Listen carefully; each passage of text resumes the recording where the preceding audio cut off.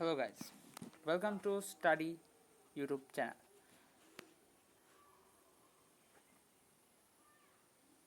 आज से आपके हिस्ट्री क्लासेस स्टार्ट हो रहे हैं। आप सभी को पता है कि लॉकडाउन है, सब घर पे बैठे हुए हैं, कॉलेज स्कूल कॉलेजेस सब बंद है। इस दौरान फर्स्ट ईयर से सेकंड ईयर में स्टूडेंट्स को प्रमोशन दे दिया गया है। वो क्लासेस में तो प्रमोशन तो उनका हो चुका है, पर उनके क्लासेस अभी तक ठीक तरह से स्टार्ट नहीं हो रहे हैं। और इसी प्रॉब्लम को देखते हुए हमने एक यूट्यूब चैनल तैयार किया है और इसके थ्रू हम आपको इन्फॉर्मेशन प्रोवाइड कराएंगे, स्टडी मटेरियल्स प्रोवाइड करवाएंगे, नोट्स प्रोवाइड करवाएंगे। अच्छी तरह से थोरोली यहाँ पे हर एक टॉपिक को, हर एक पॉइंट को डिस्कस किया जाएगा।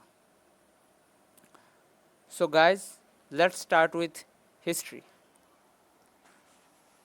ये हिस्ट्री का पहला क्लास है। आप में से जो लोग हिस्ट्री के स्टूडेंट्स हैं उन्हें इतना तो पता ही होगा कि हिस्ट्री एक बहुत ही टफ सब्जेक्ट है कुछ लोगों के लिए, और कुछ लोगों के लिए ये बहुत ही इंटरेस्टिंग है। क्यों है सवाल है?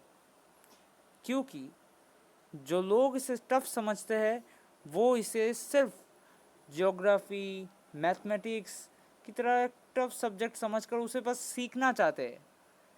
पर उन लोगों के लिए ये बहुत ही इंटरेस्टिंग है जो हिस्ट्री से कुछ जानना चाहते हैं,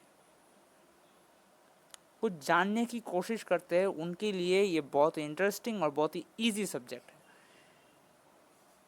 इतिहास वो है जिससे हम अपने देश को, अपने समाज को जान सकते हैं। सो आशा करते हैं कि हमारा ये हिस्ट्री का क्लास सच में इंटरेस्टिंग होगा, अच्छा होगा और कामयाब होगा। कामयाब इसलिए क्योंकि जो हम आपको समझाएंगे वो अगर आपको समझ में आया, अगर आपके काम आया, तब जाकर हमारी टीचिंग सक्सेसफुल है। सो इसलिए let's start with the syllabus of history second year 2021। पिछले साल एग्ज़ाम नहीं हुआ था, सबको ऐसे ही पास करवा दिया गया था। असम के HSCC बोर्ड के थ्रू सबको पास करवा दिया गया था। सो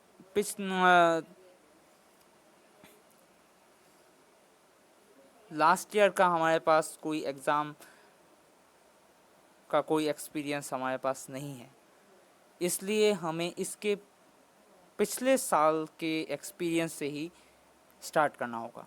हाँ, अगर बाद में कुछ वो सिलेबस में कटौती करते हैं या फिर क्वेश्चन पैटर्न में कोई चेंज करते हैं तो वो आपको हमारे चैनल के थ्रू बता दिया जाएगा। सो अभी हम 2019 के हिसाब से ही चल रहे हैं।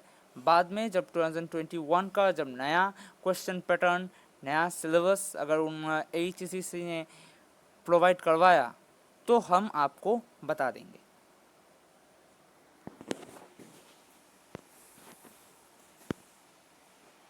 और हाँ, एक और बात, अगर आपको हमारा वीडियो अच्छा लगे तो प्लीज़ लाइक और शेयर ज़रूर कीजिएगा, और हमारे चैनल को सब्सक्राइब ज़रूर कीजिएगा। और सब्सक्राइब करने के बाद जो पास में जो नोटिफिकेशन का जो बटन है उसमें ज़रूर दबा दीजिएगा, ताकि हमारे दिए गए सारे वीडियो के अपडेट्स आपको जल्द से जल्द मिल सके। सो हिस्ट्री के सेकेंड ईयर में जो सिलेबस थे उसमें 3 पार्ट है। पहले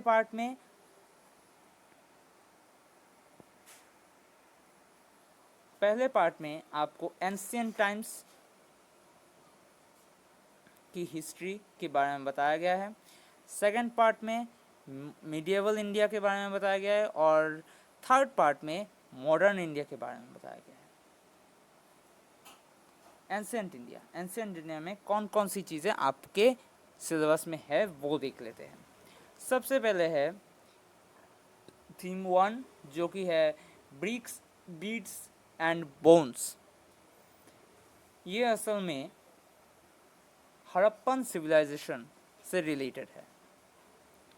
दूसरा किंग्स, फार्मर्स एंड टाउन्स। ये महाजनपद, जनपद जब हमारे आर्लियर स्टेट्स थे तब के बारे में यहाँ पे बताया गया है। Kingship, caste and class is the next. इसमें हमारे आर्लियर सोसाइटीज़ के बारे में बताया गया है, जहाँ पे हम हमारे देश के सालों पहले हमारे देश में क्या समाज व्यवस्था थी उसके बारे में हम जान सकते हैं। Thinkers, belief and buildings. ये कल्चरल डेवलपमेंट का एक पार्ट है। इस वक्त समाज में कुछ परिवर्तन हुआ था जिसमें हमारे आसाम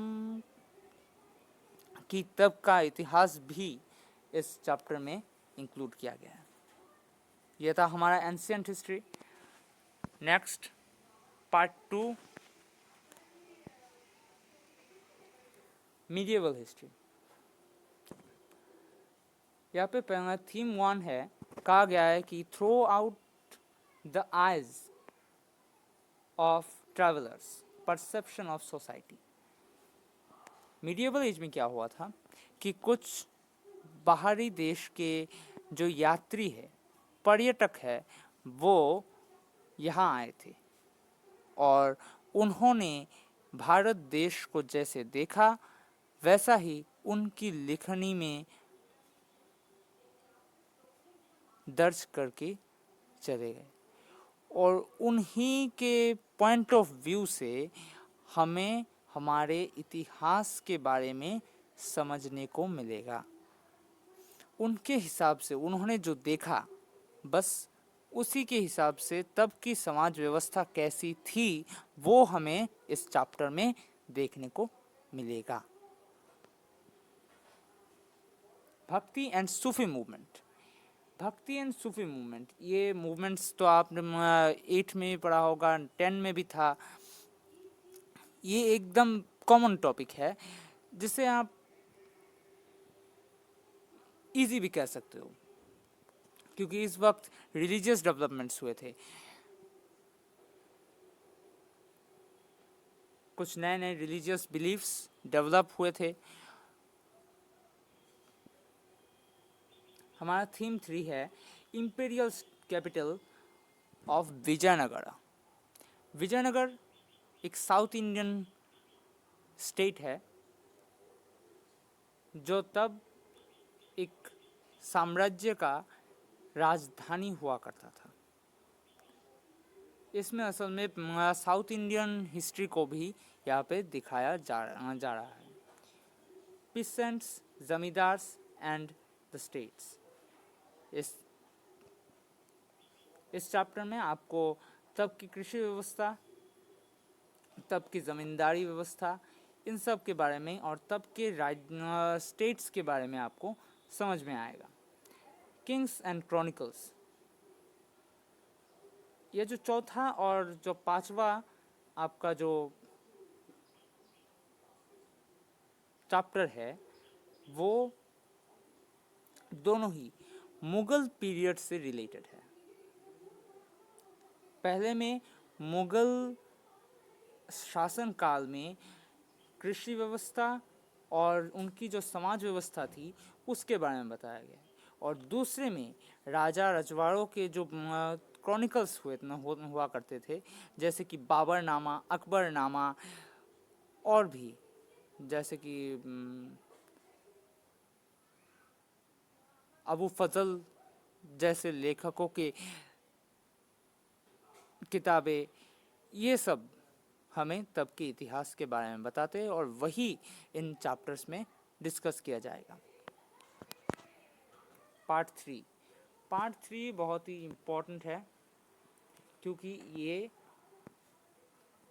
मॉडर्न इंडिया से रिलेटेड है।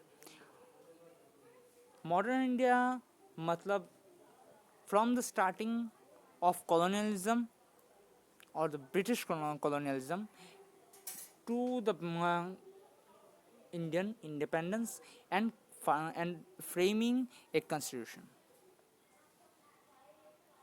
इसीलिए आपका पहला चैप्टर भी colonialism and the country side से स्टार्ट होता है। अंग्रेज कैसे भारत में आए, आकर उन्होंने कैसे उनकी उपनिवेशता, विस्तारवाद, ये सारी नीतियों को भारत में कैसे इम्प्लीमेंट किया, उनका रिजल्ट क्या था, कैसे भारत की इकोनॉमी अफेक्ट हुई, ये सब कुछ आपको इन चैप्टर्स में देखने को मिलेगा। दूसरा चैप्टर है रिवॉल्ट का, जहाँ पे हमारे देश का पहला स्वाधीनता संग्राम माने जाने वाला रिवॉल्ट हुआ था 1857, जिसे सिपो मोनिटी भी कहते हैं। इसके बारे में आपको दूसरे चैप्टर में मिल जाएगा। कॉलोनियल सिटीज, तब की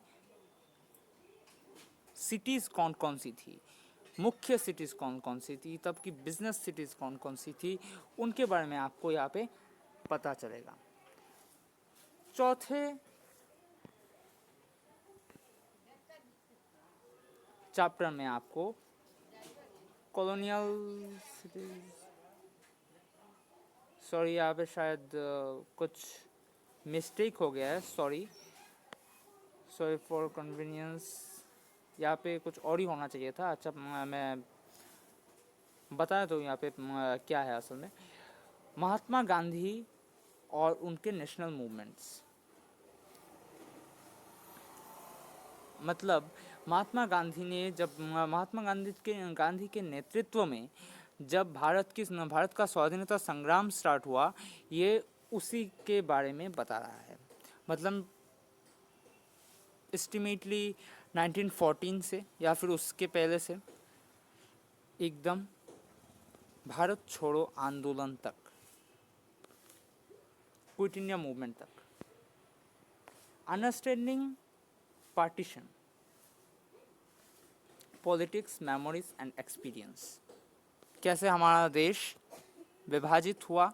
आप सबको पता है कि हमारा देश इंडिपेंडेंस के वक्त विभाजित हो गया था धर्म के आधार पर। देश के अल्पसंख्यक मुसलमानों के लिए एक और डोमिनियन स्टेट बनाया गया था, जिसे आज लोग पाकिस्तान के नाम से जानते हैं, और आज हम जहाँ पर रह रहे हैं उसे हिंदुस्तान के नाम से जा रहे हैं। जिस स्थिति में हिंदुस्तान और पाकिस्तान का डिवीज़न हुआ था, पार्टीशन हुआ था, उस स्थिति के बारे में, क्यों हुआ था, उस वजह के बारे में, कैसे हुआ था उसके बारे में, और उसके इफ़ेक्ट्स क्या क्या थे, उनकी स्मृतियाँ क्या थी, लोगों पर उसका इफ़ेक्ट क्या पड़ा, लोगों की मानसिकता पर उसका इफ़ेक्ट कैसा पड़ा, इन सब को लेकर इसी चैप्टर में आपको बताया जाएगा। लास्ट एंड द लीस्ट है framing the constitution, the beginning of a new era. It's really a beginning of new era, because after independence we need a constitution to administrate our country.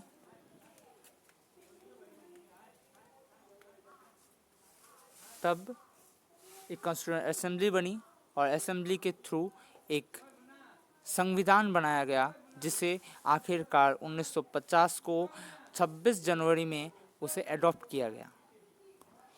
इन सब के बारे में इस chapter में बताया जाएगा।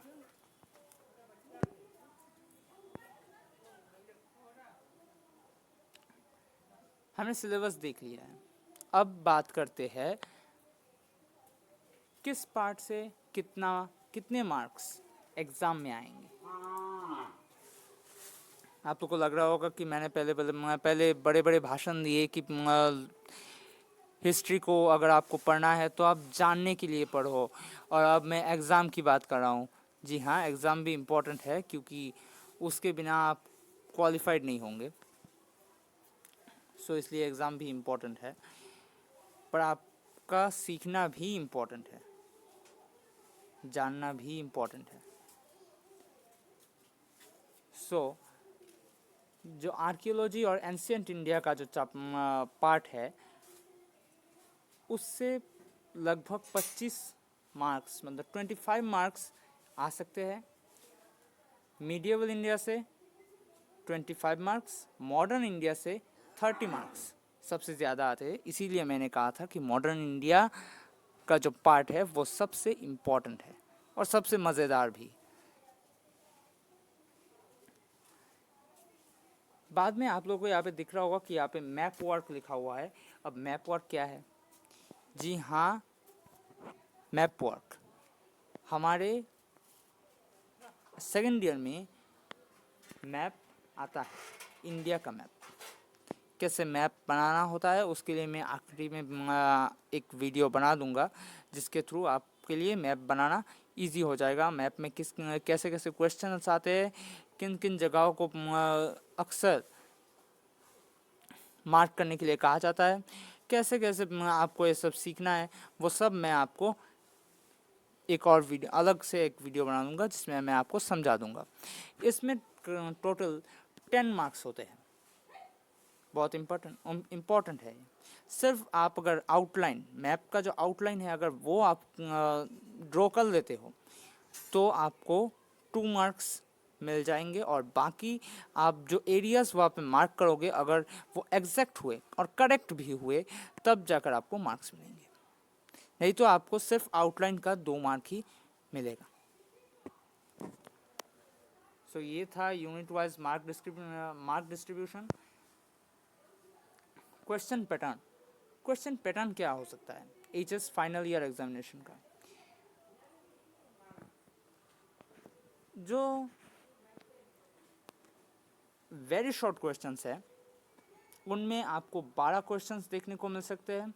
एक मार्क के, मतलब 1 मार्क्स के आपको 12 क्वेश्चंस देखने को मिल सकते हैं। 2 मार्क्स के आपको 12 क्वेश्चंस देखने को मिल सकते हैं। 4 मार्क्स के आपको 10 क्वेश्चंस देखने को मिल सकते हैं। और 6 मार्क के टोटल 4 क्वेश्चंस आपको देखने को मिल सकते हैं। क्वेश्चन नंबर ज़्यादा नहीं है, पर मार्क्स बहुत ज़्यादा है, पूरे 100 मार्क है। तो आप यहाँ पे देख सकते हो कि 4 मार्क के टोटल 40 मार्क्स के क्वेश्चन आएंगे, 6 मार्क के टोटल 24 मार्क्स के क्वेश्चन आएंगे, और 2 मार्क के 24 मार्क के क्वेश्चन, और 1 मार्क के सिर्फ 12 मार्क के क्वेश्चन। तो ये था आपका टोटल 100 मार्क का क्वेश्चन। क्वेश्चन पैटर्न देखकर, क्वेश्चन नंबर्स काउंट करके आप डरिएगा मत, क्योंकि ये बहुत ही ईजी है अगर आप ठीक से पढ़ते हो और थॉरोली पढ़ते हो। हाँ, अगर आप नोटबुक्स फॉलो करते हो और नोटबुक्स में जो है बस वही सीख के जाते हो, आई एम सॉरी टू से, but you can not attempt ये ए good mark. Good marks means to say 80 और 80 above। अगर आपको वैसे मार्क्स चाहिए तो प्लीज़ सिर्फ नोट्स को फॉलो करने से कुछ नहीं होगा, आपको थोरोली रीडिंग करना होगा, थोरोली आपको हर चीज़ को स्टडी करना होगा, एनालाइज करना होगा। इस वीडियो के डिस्क्रिप्शन बॉक्स में आपको 2 टेलीग्राम लिंक्स में मिल जाएंगे, जिसमें से पहला है हमारे स्टडी चैनल का टेलीग्राम लिंक, जहाँ पे आपको हमारे हर वीडियो के पीडीएफ आपको वहाँ पे मिल जाएगा। अगर आप इस वीडियो के भी पीडीएफ चाहते हैं तो वहाँ पे वो मिल जाएगा, और अगर आप चाहे तो यहाँ से स्क्रीनशॉट भी रख सकते हो। आगे जो मैं वीडियो दूंगा उनमें नोट्स होंगे, तो आप पीडीएफ अगर डाउनलोड करना चाहते हो तो आप वहाँ से डाउनलोड कर सकते हो। और अगर आपको कोई कन्फ्यूजन है तो उसके लिए भी टेलीग्राम चैनल में एक डिस्कशन टेलीग्राम चैनल है, जिसका लिंक भी हमारे डिस्क्रिप्शन बॉक्स में दिया हुआ है। बस आपको उसे कॉपी करना है और टेलीग्राम ऐप में जाकर उसे सर्च में पेस्ट कर देना है, हमारा चैनल का आइकॉन आपको मिल जाएगा। बस उसे ज्वाइन कर लेना है, उसके बाद आप उसमें फ्रीली मैसेज कर सकते हो। हम जितनी जल्दी हो सके हम उस पर रेस्पॉन्स देने की कोशिश करेंगे। So thank you so much. फिर मिलेंगे अगले वीडियो में। नमस्ते।